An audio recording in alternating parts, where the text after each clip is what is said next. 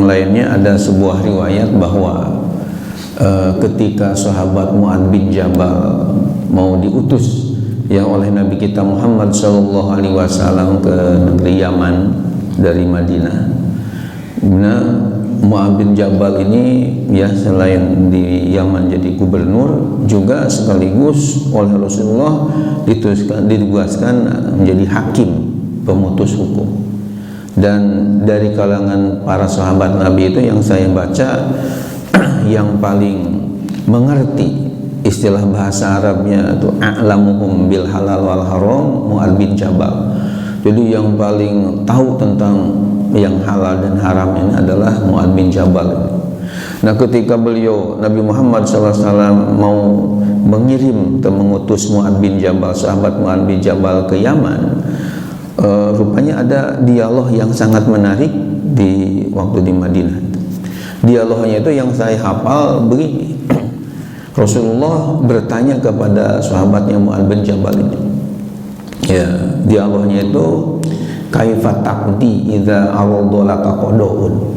Kalau bahasa kitanya, wahai Mu'adz bin Jabal, coba jelaskan bagaimana nanti kamu ketika di Yaman nanti ada sesuatu yang harus kamu putuskan hukum ini menggunakan apa yang kamu akan lakukan. Kemudian Mu'adz bin Jabal dalam hadis itu dengan tegas, aqdi bi kitabillah. Oh, saya wahai Rasul, nanti saya akan putuskan berdasarkan kitabullah, yakni Al-Qur'an. Terus dalam hadis itu Rasulullah bertanya lagi, fa ilam tajid bi kitabillah, kalau nanti hukum itu dalilnya enggak kamu temukan di dalam Al-Qur'an, pakai apa? Ya. Kemudian Mu'adz bin Jabal menjawab dengan tegas, aqdi bi sunnati Rasulillah. Oh, kalau dalam Al-Quran saya enggak temukan dalil secara sharih, secara tegas dan jelas, saya akan hukumi putusan hukum dengan sunnah Rasulullah, dengan hadis Nabi, berdasarkan hadis Nabi kita Muhammad SAW. Kemudian Rasulullah bertanya lagi, fa ilam tajid fi kitabillah wala fi sunnati Rasulillah, kalau setelah kamu teliti dalilnya di Quran enggak ada, di hadis juga enggak ketemu, dengan apa? Kemudian Mu'adz bin Jabal menjawab dengan tegas juga, ajtahidu bi ra'yi wala alu. Kata Mu'adz bin Jabal, oh kalau begitu saya akan beristihad dengan segala pemikiran saya akan curahkan. Saya tidak mau ada masalah yang terlunta-lunta, tidak ada jawabannya, tidak ada keputusan hukumnya di tengah-tengah masyarakat. Kemudian di ujung hadis itu yang saya hafal bunyinya, padoroba Rasulullah sadrahu wa qala alhamdulillahilladzi wafaqa rasulillah bima yarda Rasulullah.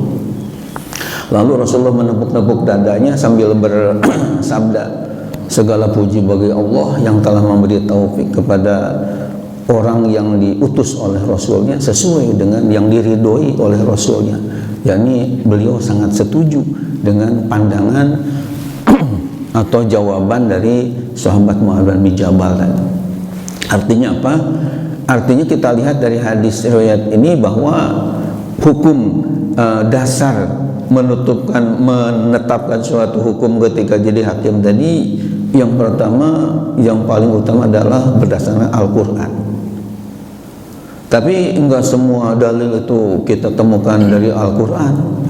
Kadang-kadang enggak ketemu, akhirnya beralih ke hadis. Nah, kalau dalam hadis ini enggak ketemu, ya kalau kita kan, misalnya di dalam buku saya, umat bertanya, ulama menjawab.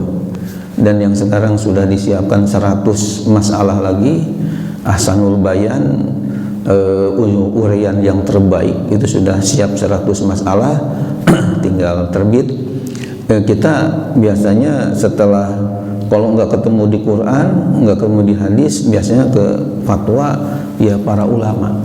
Namun Mu'adz bin Jabal ini sahabat Rasulullah dan bisa dikatakan ya paling ulama, sehingga beliau langsung beristihad seperti ya Imam Hanafi, Maliki, Syafi'i, Hambali. Nah, Rasulullah merasa senang dengan jawaban tadi. sampai beliau menepuk dadanya dan mengucapkan alhamdulillah. Nah, yang kita pahami dari hadis tadi bahwa dikatakan ijtihad seseorang tadi kalau tepat sesuai dengan yang Allah kehendaki dan Rasulnya dapat 2 pahala.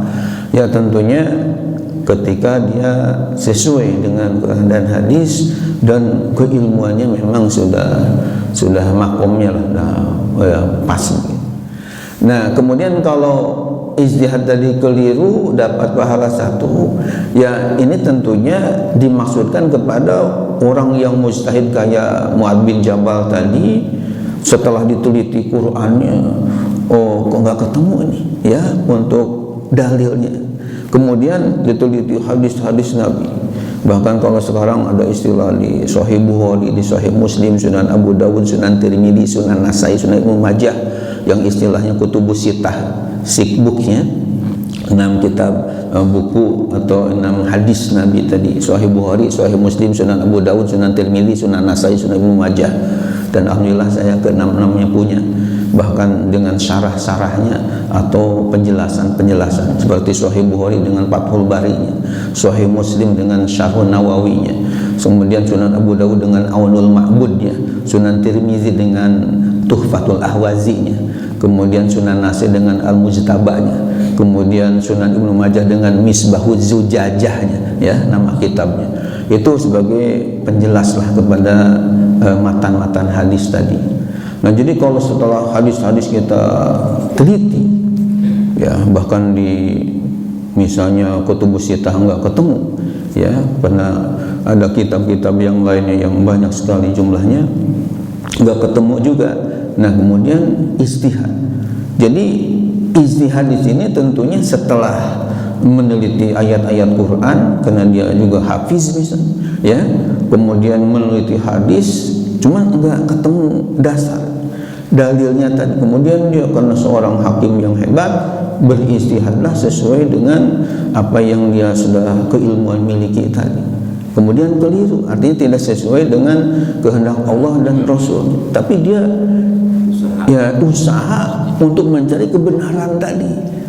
Walaupun misalnya hakikatnya bukan begitu, tapi tetap Allah nilai atau katakanlah beri penghargaan 1 pahala karena sudah mencurahkan daya pikirannya untuk mencari kebenaran. Begitu. Jadi ini seandainya kan kata Nabi wa in ijtahada fa ahta, seandainya dia ijtihad lalu keliru. Jadi dia sebenarnya sudah berusaha untuk mencari yang hak tadi. Cuma misalnya katakanlah menurut pandangan Allah dan Rasulnya bukan begitu, ya tetap aja dia ada pahala. Bukan dari awal wah ini keliru aja lah. Ini maksudnya bukan begitu yang dimaksudkan dalam hadis yang dapat pahala itu.